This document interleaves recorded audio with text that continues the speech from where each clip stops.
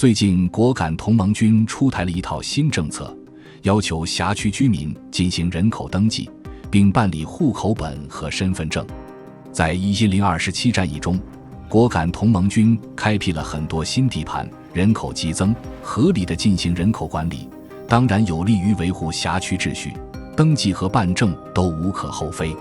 但这项政策有一条奇葩的内容，似乎是专门为电诈分子开口子，为他们提供庇护。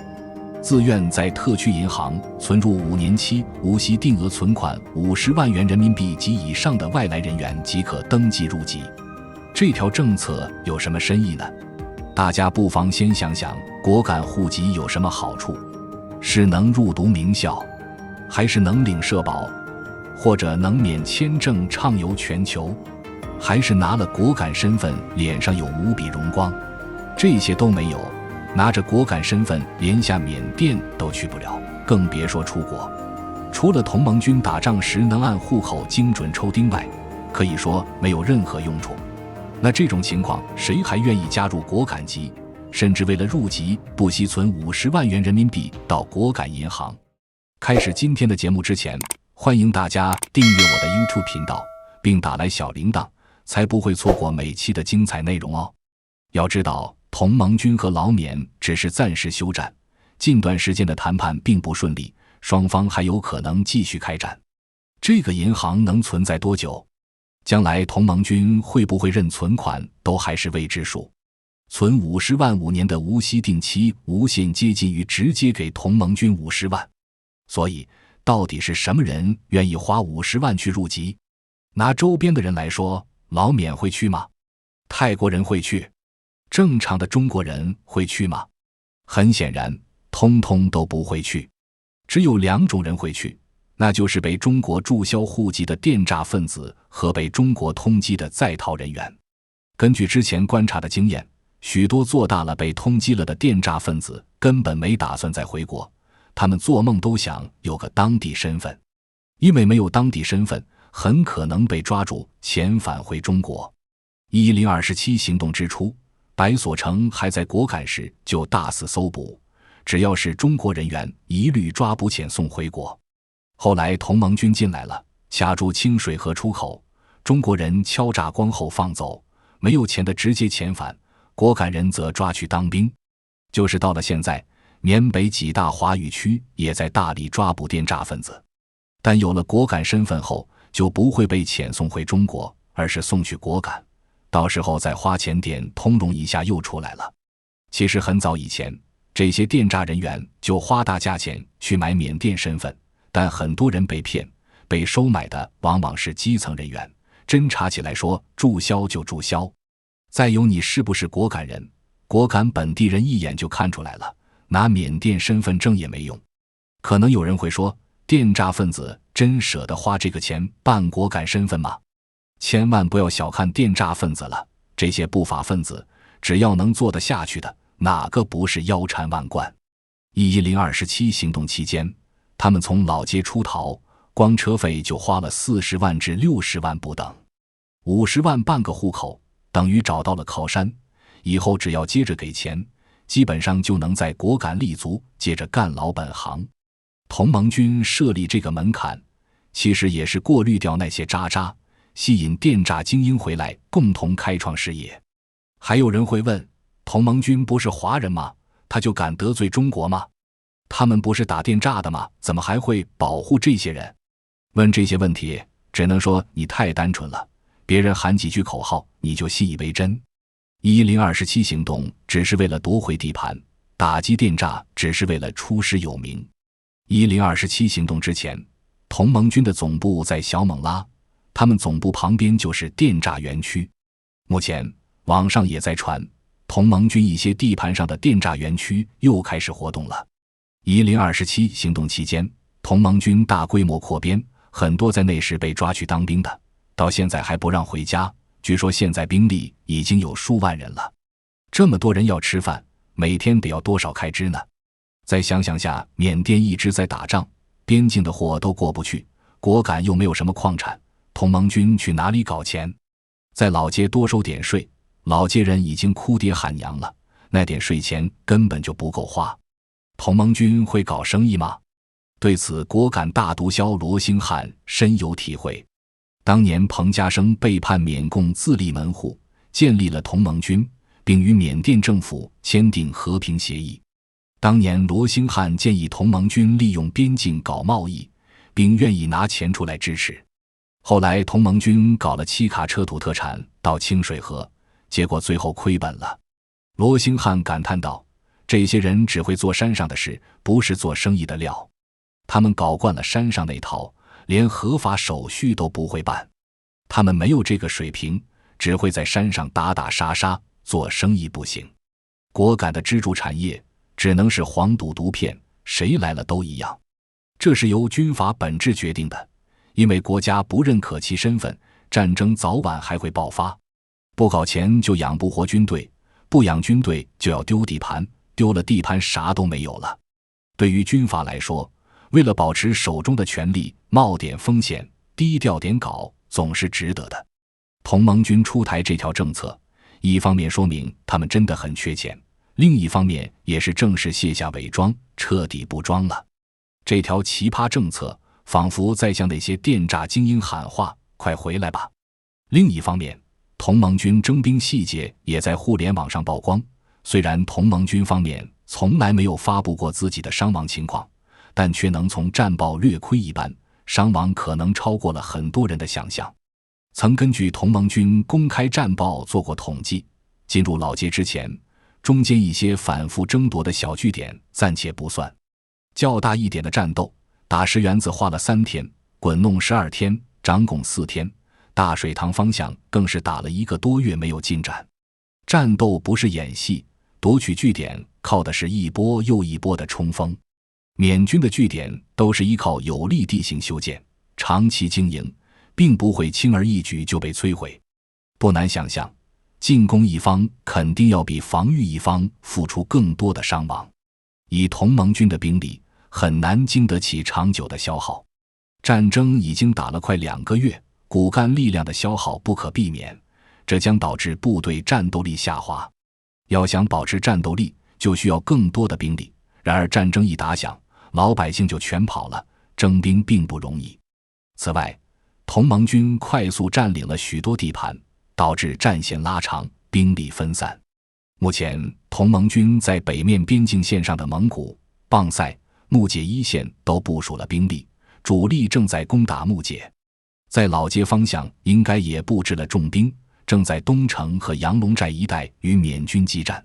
此外，在南线的木邦和贵盖一带，同盟军也早就开辟了根据地。目前这些部队承担阻击缅军增援的重要任务。缅甸看着不大，但南北跨度很大。从北面的蒙古到南面的木邦直线距离就将近100公里，考虑到缅北山多路陡，实际距离恐怕要按200公里算。开战之初，很多人推测同盟军有8000人，即便如此，撒在这样长的战线上，兵力也显得很单薄。占领的地盘越多，需要的兵力也就更多，同时也要消耗相当多的后勤物资。所以，不管前期缅军是真的打不过，还是有意收缩兵力等待增援，都已经达到了分散同盟军兵力的目的。倘若接下来缅军发动反击，将非常考验同盟军的兵力储备。那么同盟军该怎么应对这种困局呢？办法其实很简单，那就是征兵。开战之初就已经传出消息，同盟军在清水河一线抓兵，这里是果敢人南下佤邦的唯一通道。短时间内有大量果敢网友发布亲友失联的消息，最后证实大部分人被抓丁了。注意是抓丁，不是征兵，也就是说不管你愿不愿意都会被带走。也有网友爆料了抓丁的具体过程，通过关卡时会先被收手机，以免被拍摄。之后其他民族的先过，适龄汉族不论男女都要统一登记，此时并未告诉他们是征兵，而是直接送到南邓，再拉去训练基地。基地里面还有杀鸡儆猴的鲜活例子，你想跑？先看看眼前的教训。有人会说这是一面之词，不足为信。其实同盟军的官方宣传媒体早已经变相承认过了。一个网友在评论区问道：为什么到清水河了还要抓兵？官媒小编回复道：第一特区的适龄青年都有为民族服务的义务。知名缅北分析博主曾连续做过2期视频，爆料同盟军抓丁。一次是果敢南部某个村的群内，一名同盟军干部发言，要求村干部必须立即回村，如果不回，必须要交1个孩子给同盟军。在佤邦南登的难民也必须在通知的第2天回村，还威胁不回来的自有办法处置。如果不配合，2个小孩不论男女，随便拿1个，另外房子也会被没收。一名棒赛的网友的爆料印证了这一点，不回去房子会被没收。虽然是刚花了20万建的新房，被没收了很心痛，但还是命更重要，他决定留在腊戌避难，再也不回去了。大家是否还记得前不久佤邦发布过一份公告，5名果敢男子到佤邦绑人被捕，佤邦还意味深长地警告我们，再次提醒所有的人，这个所有人显然意有所指。其实更早之前，佤邦还发布过另外一份通告，因为网上谣传佤邦不接收果敢难民，佤邦不得不出来辟谣，不是不接收，是因为他们在清水河就被拦截了。此时清水河已被同盟军占领，佤邦相当于不点名批评，于是同盟军也连忙发布公告，表示会护送难民过清水河。外行看热闹，内行看门道，有些事情你要连起来看，分析前因后果，才能体察其中的奥妙。另一次是掸邦的缅文媒体报道，同盟军工作人员到新占领的邦赛一个村征兵，要求不论男女2丁抽1 3丁抽2 15至50岁都要去当兵，儿子不去的让父亲替代，如不配合将会受到惩罚。更离谱的是，最近缅文媒体善邦新闻报道，同盟军在南部的木邦镇区召集了50多名村干部开会，提出了6条重要指示，其中1条是抓捕到的吸食毒品者将不会释放，而是将其征召入伍。连这种人都要，可见兵荒到了何种程度。综合各方面的消息，同盟军抓丁是确凿无误了。然而同盟军并没有爱护这些新兵。网友爆料中提到，原本说训练3个月，结果只训练了7天就被送上前线。另有一个女网友表示，自己的弟弟只练了5天就上前线了。这可以看出同盟军前线伤亡较大，非常缺兵。但是这些连枪都没摸热的新兵蛋子上了战场，恐怕大多数人都要成为炮灰。关于抓丁，同盟军给出的理由是，第一特区的人民都有义务参军，号召老百姓坚守民族大义，以免再受缅族欺压。这个说法非常虚，并没有抓住主要矛盾。不可否认，民族摩擦哪里都有，即便西方发达国家，不同族群之间也会产生矛盾，更何况缅甸这种治理水平低下的国家。尤其是在战争状态下，人命如草芥，人性深处的恶会被发挥得淋漓尽致，各种乱象都难以避免。至于果敢普通老百姓感受如何，看他们的脚就知道答案了。按照同盟军的说法，他们杀回果敢，备受压迫的果敢人应该单死护疆，以迎王师才对。但是我们并没有看到这种现象，相反，他们避之不及，甚至要被威胁才回村。是他们太麻木了，没有民族意识吗？其实对于老百姓来说，只想过安定的生活，不愿让自己辛苦盖起来的房屋毁于炮火，不愿自己亲人化为炮灰。除此之外，谁来领导对他们又有多少区别呢？连家都保不住，还奢谈什么民族大义？笔者潜伏了好几个125避难点的难民群，大多数果敢老百姓对这场战争持中立态度，他们不支持谁，也不反对谁，更不愿上前线打仗。他们只希望战争早日结束，好早点回家过日子。另外，腊戌生活着60多万华人，他们并没有自己的武装。